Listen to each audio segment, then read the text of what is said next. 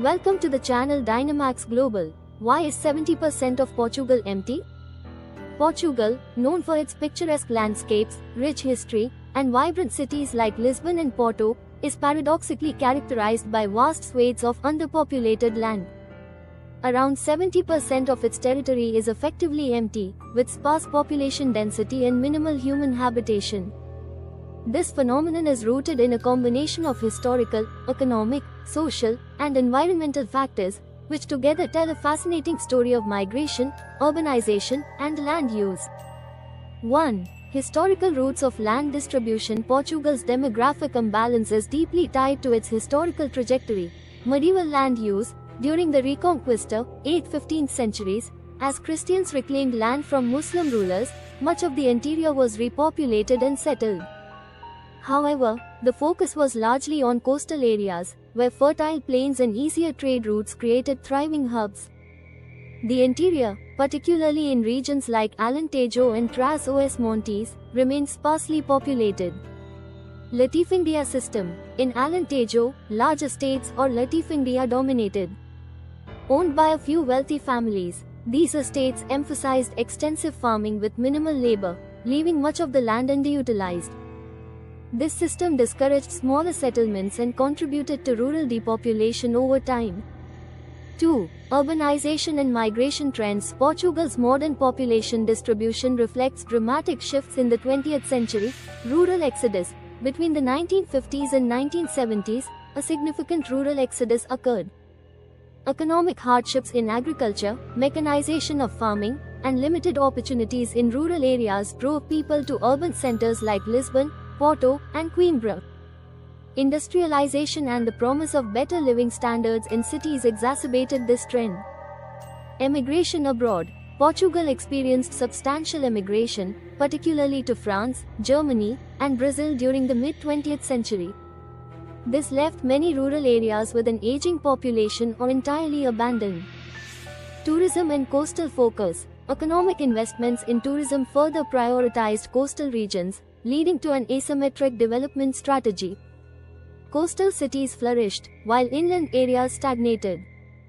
3. Economic challenges in rural areas. Economic underdevelopment in Portugal's interior regions is a key driver of depopulation.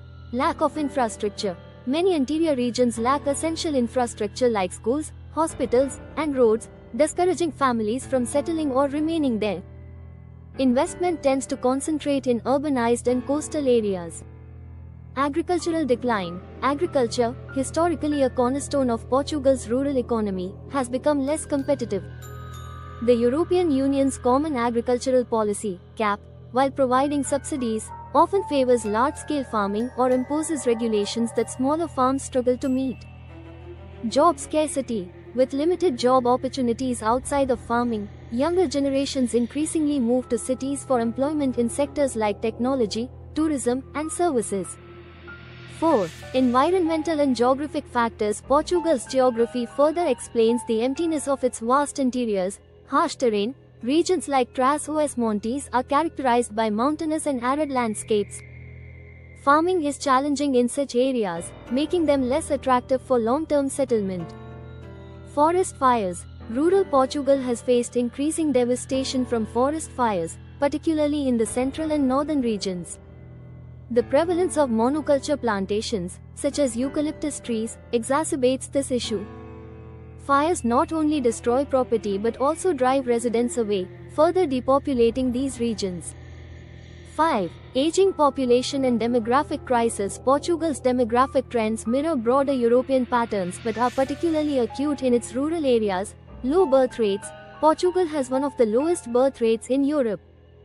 Combined with rural depopulation, this creates a vicious cycle of aging communities and declining populations. Elderly dominance. Many villages in rural Portugal are predominantly inhabited by the elderly, with younger generations moving to urban areas or emigrating. Without renewal through youth, these areas face inevitable decline. 6. Government policies and challenges. Efforts to address rural depopulation have faced mixed results. EU funding. Portugal has benefited from European Union structural funds aimed at revitalizing rural areas. However, the impact has been limited by bureaucracy, lack of local expertise, and an overarching focus on urban development. Decentralization efforts. Recent initiatives to decentralize services and incentivize businesses to set up in rural areas show promise but require sustained commitment. Rewilding initiatives. Some depopulated areas are being transformed into conservation zones, promoting biodiversity and ecotourism. However, these projects often clash with the interests of remaining rural communities. 7. Cultural and psychological factors. Cultural attitudes also contribute to the emptiness of rural Portugal. Perception of rural life. Modern Portuguese society often associates rural life with poverty and backwardness, further driving the migration trend. Urban aspirations. Access to education, healthcare, and cultural activities in cities creates a strong pull, especially for younger generations. 8. Possible futures for empty Portugal. Portugal's empty lands present both challenges and opportunities. Sustainable development. With proper investment in green energy, sustainable agriculture, and tourism, these regions could become examples of rural revitalization. Digital connectivity. Improved internet and telecommunications could attract remote workers, digital nomads, and entrepreneurs to rural areas. Climate resilience. As climate change reshapes global agriculture, Portugal's underutilized land might become a valuable resource for food security. Conclusion. The emptiness of 70% of Portugal reflects a complex interplay of history, geography, and socio-economic factors. While urbanization and globalization have drawn people towards cities and coasts, they have left vast rural areas in decline. Yet, this emptiness also offers a canvas for reinvention. With innovative policies and a renewed focus on sustainability, Portugal's rural heartlands could emerge as models for balanced development, ensuring that the country's beauty and heritage are preserved for future generations. Thanks for watching this video.